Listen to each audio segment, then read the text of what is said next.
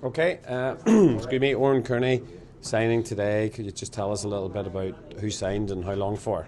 Yeah, we signed Matthew Fitzpatrick. It's to go through on the 1st of January from Belfast Celtic. So he's one probably that's been on the radar for the last 6 or 8 weeks. Had him watched a few times.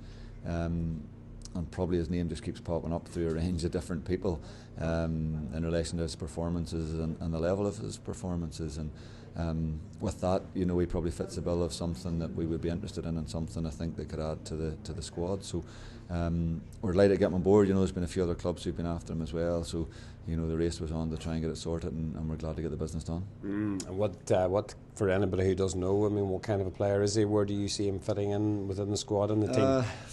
For Belfast Celtic, he plays generally up front as a striker, and again has very good physical attributes. But has played midfield quite a bit as well. So I think it's the versatility that's appealing as well. You know, as you'll know from our squad at the minute, we have a lot of players who can play a lot of different positions, and that can be a big asset to a squad like us when we generally keep the numbers quite low. So no, his performance this year have been really, really good, and it's probably, you know, more in an attacking sense we'd be looking for, but you know, as we know, we probably are light in centre midfield at this point in time as well. So you know, it is that versatility that's probably most appealing. And he's available from the start of January, so he'll be maybe training a little bit with the club up until then, getting to know the players.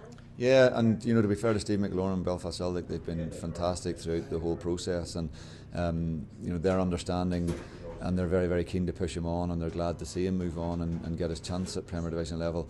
But in the same stretch, they're going quite well, and I think they've a Steel & Sons Cup semi-final and possible, they would hope anyway, a final coming up as well. So you know, with that, we'll not want to impinge and stand in the way of that, but also it'll be good to get him up a few nights over December to meet the rest of the squad so that he can hit the ground running at the start of January. And I suppose maybe not particularly well known to Irish League fans, but he has played sport at a high level. He's a former Antrim GAA star, and performed well for them, played in front of big crowds, and I suppose he can transfer that big game experience into the Irish League. Yeah, possibly over the last few years, one of Antrim's biggest players at that level, and I think, you know, it's all fun in the last month or so. I think, you know, he had made that decision that I think he was enjoying it so much at Belfast Celtic that he really wanted to push on and have a go at senior football. So you know, he's made a big decision in his career to take a break from the GAA, to really go and focus on this for the next couple of seasons.